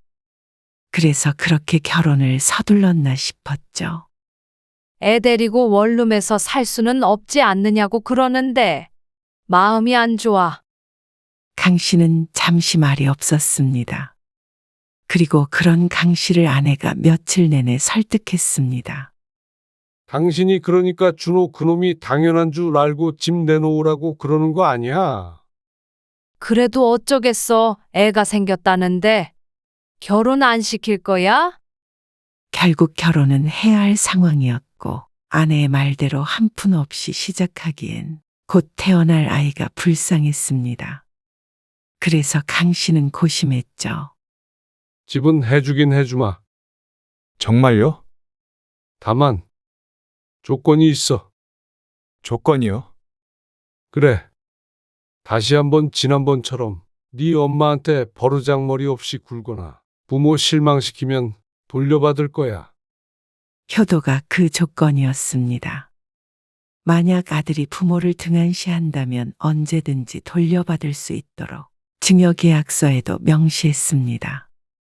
지난 며칠 동안 주변에 물어 생각해낸 방법이었습니다. 실제로 법적 효력이 있다고 했으니 늘 경각심을 가지며 살길 바랐습니다. 그렇게 할게요. 아들도 흔쾌히 수락했습니다. 집이 생기는데 이것저것 가릴 처지도 아닌 듯 했습니다. 그렇게 아들은 그 해가 지나기 전에 결혼을 했습니다. 그리고 결론부터 말하자면 아들네가 아이가 생긴 것은 아니었습니다. 며느리의 배가 불러오지 않아 추궁하자 이실직고 했는데 그 소식을 듣고는 강 씨는 또다시 아들에게 실망하게 됐죠. 너희가 제정신이야. 그런 걸로 부모를 속여? 한두 살 먹은 어린애들도 아니고. 그건 아버지가 반대를 하시니까. 내가 언제 반대를 했어? 니들 능력껏 결혼하라고 했더니 다 거짓말이었다는 거 아니야? 통화를 하는데도 뜨거운 콧김이 나왔습니다. 기가 막힌 노릇이었습니다. 줬던 집을 다시 뺏내 만회했지만 무슨 운명의 장난인지 기가 막힌 시점에 실제로 임신을 한 며느리 덕에 또다시 강 씨는 마지못해 용서를 해야 했죠. 그래도 잘 살면 됐잖아. 아내의 말처럼 아들네는 그 뒤로 탈 없이 살았습니다. 그러다가 몇 년 뒤 딸도 결혼했고 아들과 똑같이 지원해 주었습니다. 물론 똑같이 증여 계약서를 썼죠. 그리고 아들의 계약서와 함께 서랍장 안으로 들어갔습니다. 그리고 그걸 꺼내는 일은 여태 없었습니다. 여보, 이거 통신사에서 무슨 서류를 보내라고 하는데, 휴대폰으로 보내라는데? 그래? 준호한테 물어봐. 요새는 다 휴대폰으로 금방 하잖아. 그럴까? 강 씨의 아내가 아들에게 전화해 부탁했습니다.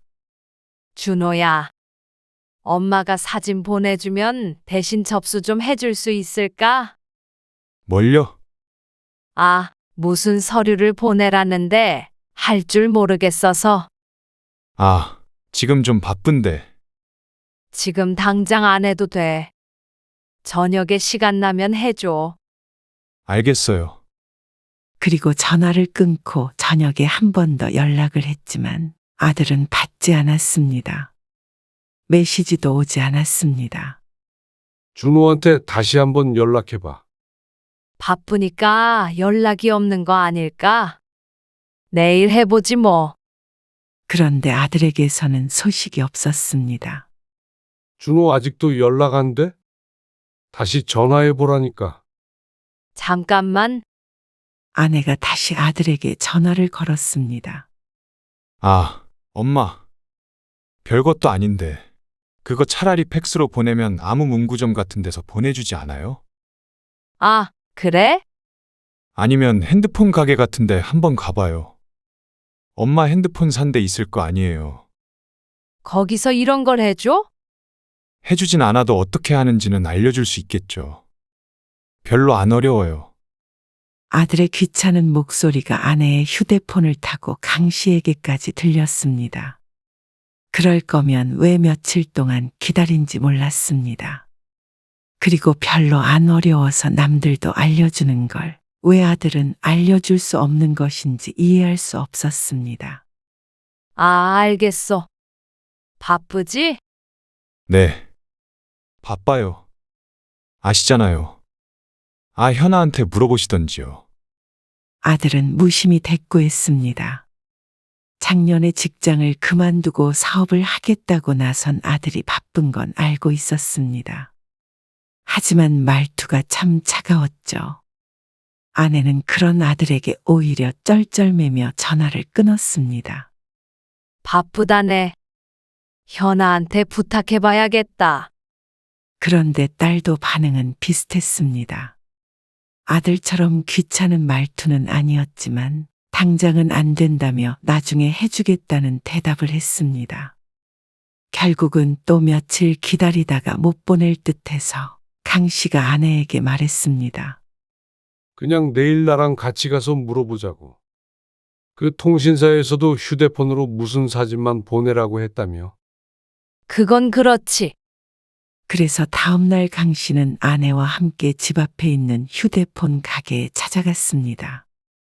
직원은 이런 부탁이 흔한지 당황하지 않고 알려주었습니다. 아이고, 미안합니다. 괜히 번거롭게. 아니에요. 고마워요. 덕분에 알턴이가 빠졌네. 아내도 진작에 물어볼 걸 그랬다며 웃었습니다. 요즘 휴대폰은 왜 이렇게 사용하기가 어려운 거야? 무슨 기능도 많고. 그러게 전화만 하면 끝이 아니네. 그런데 이런 대화를 나눈 지 한 달도 되지 않아 또다시 휴대폰 가게를 찾아갈 일이 생겼습니다. 이거 좀 이상한데? 고장난 거 아니야? 그건 아닌 것 같은데. 글씨가 작아져가지고 뭐가 보이지도 않네. 강 씨가 아내의 휴대폰을 가지고 와서 이것저것 눌러보았지만 아내나 강 씨나 크게 다를 게 없었습니다. 무슨 설정이 잘못된 것 같기는 한데. 메시지도 잘 안 보여서 큰일이네. 애들한테 물어보지. 에이, 바쁠 텐데. 아내가 망설이는 것이 이해가 갔습니다. 결국 아내가 부탁했던 일이 해결이 됐는지 안 됐는지 누구도 전화해서 물어보는 자식이 없었으니 말이죠. 지난번에 갔던 데 가서 한 번만 더 물어보자. 그런데 미안한 마음에 음료수까지 들고 갔는데 음료수를 내밀기도 전에 인상을 찌푸리는 직원 때문에 물어볼 수조차 없었습니다. 지난번에는 핸드폰 사신 지 얼마 안 됐으니까 도와드렸는데 자꾸 이렇게 오시면 저희가 업무가 안 돼요. 강 씨 부부 말고는 다른 손님이 없었고 직원은 셋이었습니다. 그런데 너무나도 한심한 노인을 보듯이 쳐다보는 직원 때문에 강 씨도 아내도 마음에 상처가 됐습니다. 아, 미안해요. 아니, 자녀분들 없으세요? 웬만하면 자녀분들이 다 할 줄 알 텐데. 그 말에 얼굴이 화끈거렸는데 아내도 같은 기분이었는지 서둘러 강 씨의 팔을 잡고 가게를 나왔습니다. 일하는데 우리가 방해를 했나 보네. 그냥 준호한테 물어봐야겠다. 나이 든 것이 서러웠습니다. 평소에 스마트폰에 관심이 별로 없었기에 사용법을 잘 몰랐는데 이런 일이 있으니 훌쩍 더 늙은 것만 같은 기분이었습니다. 아, 왜 자꾸 그런 걸 전화로 물어보는 거예요? 저도 봐야 알죠. 듣기만 해서 어떻게 알아요? 휴대폰에 어떤 기능이 있는지 제가 다 아는 것도 아니고요. 그럴 거면 뭐하러 스마트폰 쓰세요? 그냥 폴더폰 같은 거 사서 쓰시지. 하지만 아들이 그 직원보다 더했습니다. 어찌나 귀찮아 하던지 결국엔 주변에 물어물어 문제를 해결했습니다. 자식이 둘이나 있어도 휴대폰 사용법 하나 알려줄 자식이 없었습니다. 이런 나쁜 놈들. 그래 놓고는 저들 필요할 때는 애도 맡기고 반찬도 해달라고 그러고 자기 이득만 챙기기 바쁜 자식들이었습니다. 애들은 뭐하러 맡아줘? 외출하고 오후에 집에 돌아왔더니 딸내 손주들이 와 있었습니다. 바빠서 오늘 좀 봐달라는데 어떡해. 애들 버릇만 나빠지지. 자식인데 그럼 안 도와줘? 강 씨는 답답했습니다. 부모에겐 단 10분도 할애하지 않는 자식이 뭐가 예쁘다고 그러는지 몰랐습니다. 하지만 아내는 그게 낙인 듯 했죠. 이번에 준호네 집에 가기로 했어. 준호네 집엔 왜? 김장한 거, 그거 김치 좀 갖다 주라네. 그 김에 애들도 보고 밥도 같이 먹고 하기로 했지. 수육 삶아가지고 김장김치에 같이 먹으면 좋잖아. 준호가 그렇게 하래? 웬일인가 싶었습니다. 생전 집으로 초대하는 법도 없었는데 말이죠. 내가 물어봤지. 내 친구들 보니까 다 그렇게 자식들이랑 먹고 그러던데. 먼저 초대한 것도 아니야? 에이, 누가 초대하고 말고가 중요한가? 어쨌든 주말에 가기로 했으니까 그런 줄 알아. 현아한테도 물어봐야겠다. 김치 필요하다고 그랬었는데. 아내의 말에 강 씨는 혀를 찼습니다. 아무튼간 못 말려. 그래도 아들네 가는 일이 좀처럼 없기 때문에 강 씨도 싫다는 말은 하지 않았습니다. 이참에 가서 오랜만에 손주들도 보고 싶었습니다. 딸은 친정이라 편안히 손주를 잘 맡기지만 아들네는 바쁘다며 자주 오지 않았기 때문이었습니다. 하지만 토요일 점심쯤에 가기로 되어 있었는데 출발 전에 아들에게 전화를 걸었더니 받지 않았습니다. 점심때 가기로 했으니까 일단 출발은 하자고. 아들네가 멀지 않아 금방 도착했습니다. 그런데도 여전히 아들과는 연락이 되지 않았습니다. 30분 정도 근처에서 기다리다가 연락이 없기에 강 씨가 말했습니다. 무슨 일이 생겼는지 바쁜지 모르겠는데 그냥 돌아가자. 그냥 가서 초인종 눌러보는 게 낫지 않아? 안에 있을 수도 있잖아. 그러면 전화를 받았겠지. 그러면 이 김치는 어떻게? 차에 실어두었던 김치통 2개가 마음에 걸렸습니다. 그럼 기왕에 가져온 거, 이건 경비실에라도 맡겨놓고 가자. 나중에 연락 오면 준호 보고 들고 가라고 하면 되지. 그래서 경비실에 김치를 맡겨두고 돌아섰습니다. 그리고 3시간 뒤에 아들에게서 연락이 왔습니다. 연락도 안 되고 이게 뭐야? 점심 때 가기로 했었잖아. 강 씨가 언짢아서 따지자 아들이 대답했습니다. 어쩌죠? 애엄마가 아파서 병원이에요. 목소리가 좋지 않았죠. 뭐? 정말? 어디가 얼마나 아프길래? 그게 아, 어디가 아파? 폐렴이래요. 뭐? 폐렴? 네. 그렇다네요. 아니, 그러면 애들도 같이 간 거야? 아, 애들이요. 처가에 맡겼죠. 갑자기 이게 무슨 일이냐? 그러게요. 일단 저도 오늘은 병원에 있어야 할 것 같거든요. 집에 가도 저녁 늦게나 갈 것 같아요. 그래서 집에 오시는 건 다음에 해야 될 것 같아요. 아이고, 병원에 있다는데 무슨 다음이야? 어느 병원인데? 그건 왜요? 아, 왜긴 왜야? 며느리가 입원했다는데 우리도 가봐야 할 것 아니야? 아, 오신다고요?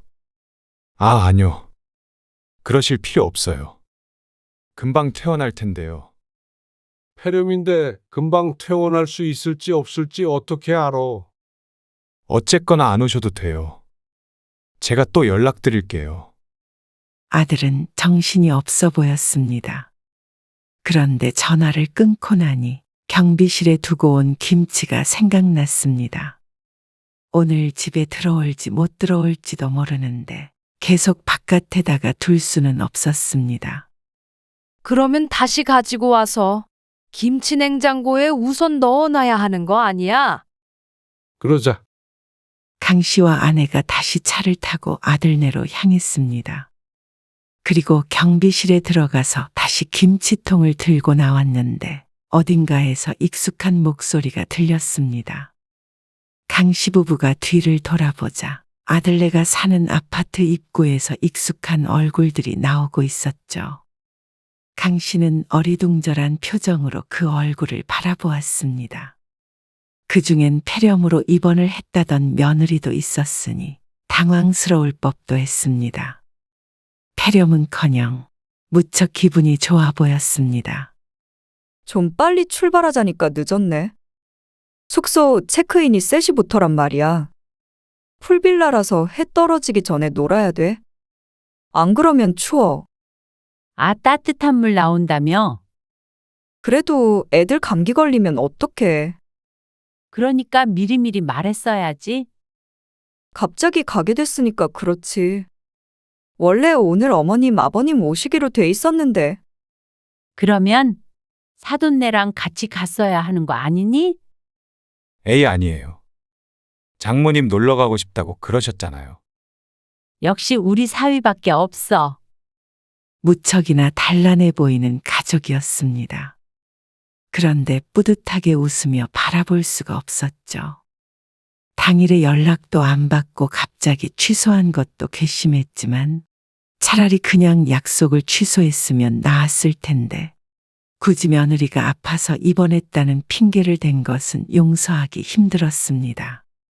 강 씨 부부는 그것도 모르고 김치통을 들고 몇 번을 왔다 갔다 하는지 몰랐습니다. 처가 식구 챙기는 건 모르는 바가 아니었지만 이렇게 강 씨 부부를 무시하고 있는 줄은 몰랐습니다. 놀러 가는 걸 알았다면 쫓아가기라도 했을 줄 알았는지 아니면 강 씨가 무슨 생각을 하든 전혀 상관이 없었는지 아프다던 며느리는 안사돈과 깔깔대고 있었고 그 옆에서 같이 웃고 있는 아들이 낯설어 보였습니다. 손주들과 바깥사돈도 그 뒤를 따랐고 아들의 차를 타고는 가버렸습니다.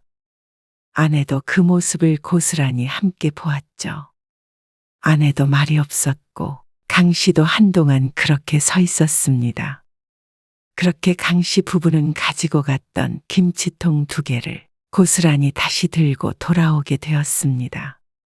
그날 강 씨는 아들에게 전화하지 않았습니다. 심란하기도 했고 놀러 갔다면 사돈네도 다 같이 있을 테니 괜히 전화해서 큰 소리를 내고 싶지도 않았습니다. 그런데 다음날 아들에게서 전화가 왔습니다. 아, 아버지. 어제 걱정하셔서 전화드려요. 다행히 좀 괜찮아서 금방 퇴원할 것 같아요. 강 씨는 잠시 할 말을 잃었습니다. 저도 병원에서 밤새긴 했는데 다행이죠. 태연하게 거짓말을 하는 아들 때문에 기가 찼습니다. 아마 놀러 갔다가 이제 돌아온 모양이었죠. 병원에 계속 있었던 거야? 네. 걱정돼서요. 사돈도 고생하셨겠네. 애들 보느라. 아, 그렇죠. 장모님이 고생이 많으시죠. 죄송스럽네요. 헛웃음이 나왔습니다. 김치는 애엄마 퇴원하면 주말에 갈게요. 끝까지 헛소리를 하는 아들에게 따져묻지도 않았습니다. 참 허무해서 화를 내고 싶지도 않았습니다. 그런데 그 다음 주에 아들이 강 씨의 집으로 혼자서 찾아왔습니다. 경수 엄마는? 아, 아직 몸이 안 좋아서요. 집에서 쉬고 있죠. 그럼 김치 가지러 온 거야? 아, 그것도 있고, 드릴 말씀도 있고 그래서요. 강 씨는 소파에 앉아 있었고 아내가 어색한 표정으로 아들을 맞았습니다. 현관에서 서서 얘기하던 아들이 거실로 들어오며 말했습니다. 사실 요즘 사업 때문에 고민이 많았거든요. 근데 애엄마도 아프고 그래서 머리도 복잡하고 조금 힘드네요. 언제까지 없는 말을 지어낼지 궁금했습니다. 그런데 아들은 더 황당한 말을 내뱉었습니다. 단도직입적으로 말씀드릴게요. 지금 사업 자금이 좀 필요해서요. 강 씨는 그제서야 입을 뗐습니다. 그래서 지금 돈 달라고 찾아온 거야? 생각보다 날카로운 강 씨의 반응에 아들이 당황한 듯 보였습니다. 아, 말하자면 그렇긴 한데. 너 지금 그런 소리 하러 여기 온 거라고? 이런 괘씸한 놈이 있나? 갑자기 왜 그러세요? 갑자기? 너 지난주에 경수 엄마 입원했던 거 맞아? 그러자 아들이 화들짝 놀라는 표정을 지었습니다. 아, 당연히 맞죠. 왜 그러시는데요? 그날 너희 집에 갔었다. 저희 집에요? 언제요? 그날 점심에 만나기로 했었잖냐? 그때 도착해도 전화를 안 받길래 김치 놓고 왔었어. 그 다음에 입원했다길래 다시 김치 가지러 또 갔고. 보니까 어디 놀러 가는 것 같던데. 아니냐? 그러자 아들이 할 말을 잃었습니다. 그냥 일정이 생겼으니까 못 만난다고 말을 미리 하면 될 거 아니야? 전화도 안 받아서 헛걸음하게 만들어 놓고. 뭐, 폐렴으로 입원? 그래놓고 끝까지 며느리가 아프네 어쩌네 하면서 사업자금까지 받으러 온 아들이 정신이 똑바로 박힌 놈인가 싶었습니다. 강 씨가 한참을 아들에게 퍼부어댔습니다. 무슨 사업자금?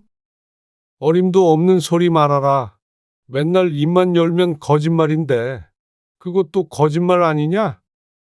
그러자 아들도 화가 났는지 억울했는지 오히려 큰 소리를 냈습니다. 아니, 왜 연락도 안 된 상태에서 찾아오신 거예요? 그러자 아내가 대답했습니다. 그게 아니고 어차피 점심에 가기로 했으니까 늦을까봐 먼저 출발한 거야. 연락이 안 되면 그냥 계셨어야죠. 그렇게 불쑥 찾아오시면 어떡해요? 아무리 자식 집이더라도 그러는 건 예의가 아니죠. 그러면서 아내에게 화를 내는 아들. 왜 방귀 낀 놈이 성을 내는지 몰랐습니다. 그것도 꼭 제 엄마에게 말이죠. 무슨 일이 있어도 제 편을 드는 엄마는 우습게 보이는 듯 했습니다. 이번 일은 저를 탓하실 게 아니고요. 사생활은 지키며 살아야죠. 뭐야? 거짓말하고 처가 식구들이랑 놀러 간 놈이 김치 받으러 그리고 돈 얻어내러 부모를 찾아와? 그래 놓고는 뭐? 사생활 양심이 있냐? 됐어요. 사업자금 안 주셔도 돼요. 대출 받으면 돼요. 그 집으로 대출을 받겠다는 말이야? 제 집이니까 신경 쓰지 마세요. 목구멍이 뜨거워지는 듯 했습니다. 뭐 이런 놈이 있나 싶었습니다. 진작에 알아봤어야 했습니다. 누가 그 집으로 대출 받도록 놔둘 줄 아냐? 가만히 안 두시면요? 도로 가져올 거다. 아버지가 무슨 권리로요? 너 그 집 줄 때 썼던 계약서 잊었냐? 그러자 아들이 눈을 크게 떴습니다. 전혀 생각도 못한 듯 했습니다. 당연했습니다. 그 계약서를 쓴 지가 벌써 10년 가까이 됐으니 말이죠. 아들은 까맣게 잊고 산뜻했습니다. 그렇지 않았다면 그렇게 부모를 업신여기지 않았을 테니 말이죠. 제 집이에요. 절대 안 뺏겨요. 그리고 줬다가 뺏는 게 어디 있어요? 아들이 흥분해서 따졌습니다. 하지만 강 씨는 이미 마음을 굳혔습니다. 아들은 집으로 돌아가면서도 강 씨가 정말로 그 집을 다시 뺏어갈 것이라고는 생각하지 못했습니다.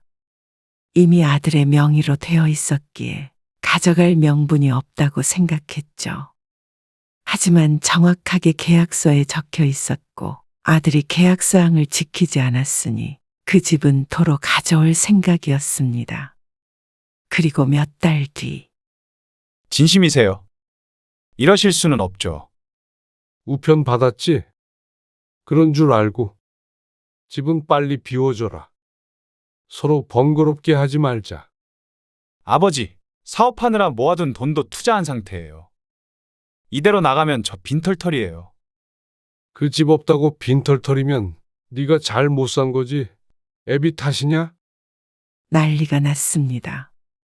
며느리도 전화해서 집에서 쫓겨나면 어떻게 사냐고 했지만 강 씨는 마음을 돌리지 않았습니다. 결혼할 때부터 문제가 됐던 것을 자식이라는 이유만으로 묻고 살았는데 아들이 부모를 무시하는 것이 한두 번이 아니었습니다. 그리고 그건 앞으론 더 심해질 일만 남은 듯 했습니다.